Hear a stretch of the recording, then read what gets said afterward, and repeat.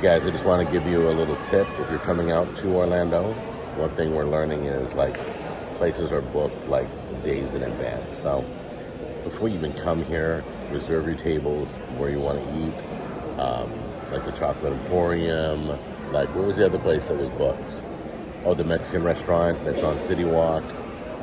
Everybody was booked. So like you'd walk up to a restaurant and like, yeah, we're booked all night. We don't have anything. Like, we can't get in the Chocolate Emporium today. It's Saturday. And the first available is Monday. It's like getting a doctor's appointment. So before you even fly out here, book all your restaurants, look around, pick your places. There's still places to get food, but it's kind of more on the go than it is sitting down and enjoying time with your family. So that's just a warning I give you guys. Book everything before you even get on the plane and head out here. All right? It's crowded. It's busy. It's just back to normal. And another warning I want to give you guys, okay? We found out that like the park closed the first night at 12:30, okay? And around 11:30, we were, all the food and drinks are free the whole night. We're there. But they shut down almost majority of the food in the park for the ticket holders at 11:30. An hour before the park closed. I thought, that's probably when people want to eat the most, or grab a little snack or something. I mean, so that was a little concerning when you're promised to have free food and drink the whole time you're there. So, but they all started shutting everything down, and people were like frantically running around the park looking. So like the poor little hot dog stand was just loaded. But anyway, so that's just a warning. Plan accordingly, food-wise, because that last hour they may shut you down. You may not have it. Once again, Orlando Informer's done a great job, but we're starting to see little nicks that are concerning to us that we're normally not used to. But I have to say, everything else ran smooth. The wristbands, security, everything was really nice all night long. That there's still not enough of a concern that we won't be back next year, because we will be back. But I just want to give you warnings of food and restaurant bookings and all that. Just kind of schedule yourself accordingly. Don't, make sure you got snacks for that last hour on your own. All right, guys, there's something about this place. Literally, people fly home with boxes of these donuts. I don't know why. This is called Voodoo Donuts, and seems very popular. This is like one rare time I've never seen a line out the door. They literally have a spinning donut display. Okay. Wow. Interesting. Imagine that design, Dad. Oh, you're filming for kids. It's kind of cool in here. The decor and everything is pretty cool. Not sure how big their menu is, but then looks like they got a lot of donuts up there. A lot of donuts in their spinning display. A lot of people coming through here, and they literally fly home with these boxes. Oh yeah, it does. Maple Quick look at all the donuts. Yeah. Crazy looking. Some regular ones, old fashioned, jelly girl. Okay. Stuff. Okay, I'm gonna get blueberry cake and Look at that one. That's a fritter with chocolate and caramel on top. That looks pretty amazing. Do you want to split it with me and you get something else? Yeah, let's split that one. I'm gonna split one with Janet and then maybe get one more. My favorite was probably the apple fritter right there. This is the orange creamsicle one. This is Breeze. Okay. So Brianna's gonna try the orange sickle. Yeah.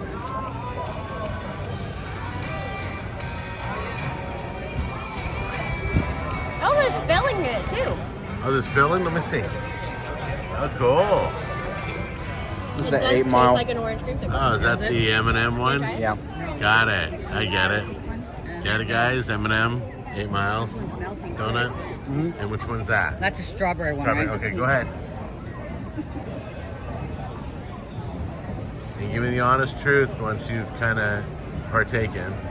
It's good. Yeah? It's just melting, she says. It's just melting fast. It's melting fast. It's good though, but it's not. Just melting fast? Yep. Took the walk to Poland and got the Poland cream No, I filled. got one in here. Okay, go ahead. That's got cream inside? Yep. Wow. All right, cool. What do you guys enjoy? Would you, It's your bacon maple one. what? The bacon maple one. Is that for mom? That's mom. Oh, that's mom's, Yeah. right? Bacon maple. You're doing bacon maple. All right, go ahead. I'm telling you, that's a great combination. I've had that once in my life. They're good. They're like fresh. You guys all agree they're fresh? Yeah, fresh and they're very fluffy. So if people want to try it out, you'd recommend it? I'm good. I appreciate it. Yeah? Okay. Cool. Yeah, they are. Okay, guys, what are you arguing about? That they're really reasonably priced. Okay, how are they cheap? You said they were cheaper than... Well, for individual donuts, like, so we're paying, like, for our 4 donuts, we paid $14. Okay. And we're at an amusement park, right? Right. So it's, I mean, it's right about the price of what you pay for a dozen at Krispy Kreme. Yeah. Yeah, for 4 donuts. It doesn't matter, but they're signature donuts. Oh, you taking that from her? You could buy like 12 maple bars. There and you go. Wow. There you Bars. go. You can buy 12 maple bars. It made me go full Canadian to explain this. And then go to Walmart and get some bacon and make that yourself for cheaper. Whatever. That's a lot of work. Okay, they're going head No, to it's head. not. You get the pre-cooked Mother against bacon. son. Why would I get pre-cooked bacon for? Dude, is Oh, the that wife's warm? jumping in. Here That's we warm go. temperature nasty bacon. Here we too. go. Look at that.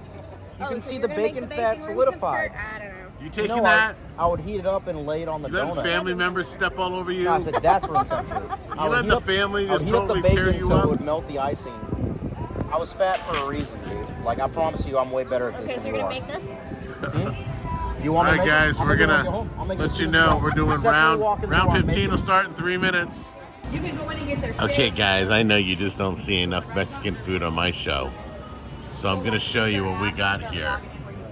I'm at a place on City Walk called Antojitos, and this is their menu. And the exciting thing is, let's see, where is it? Oh, the tacos. I believe the tacos have beef birria tacos at the bottom right there. I'm pretty excited right there, beef birria. That's gonna be amazing. It's even got the dipping sauce and everything. So you'll never guess what I'm ordering.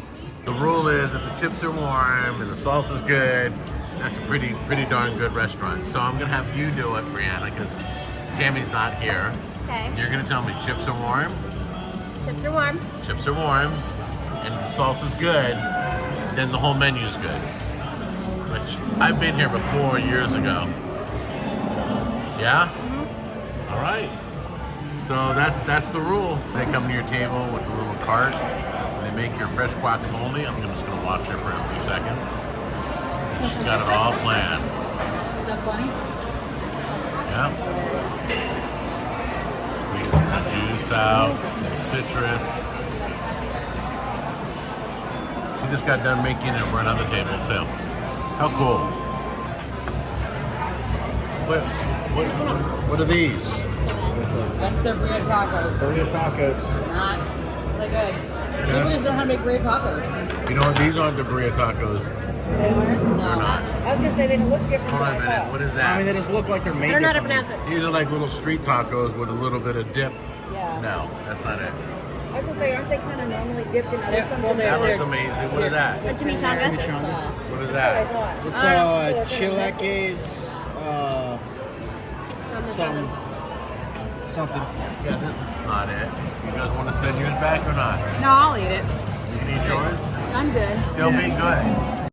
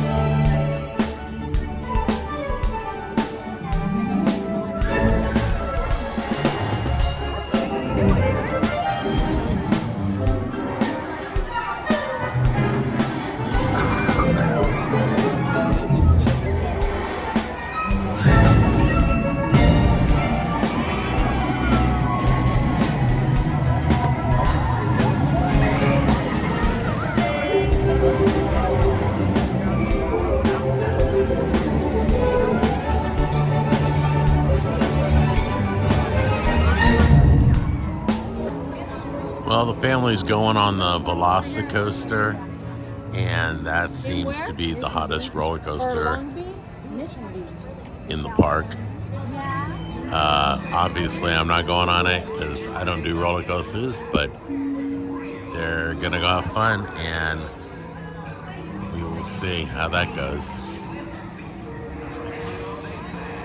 This is the biggest drop right here. It comes straight down, and zoom, and they go by, flying by, and then they go upside down, and a whole bunch of other stuff. So let's wait and see when it's gonna happen. Here we go.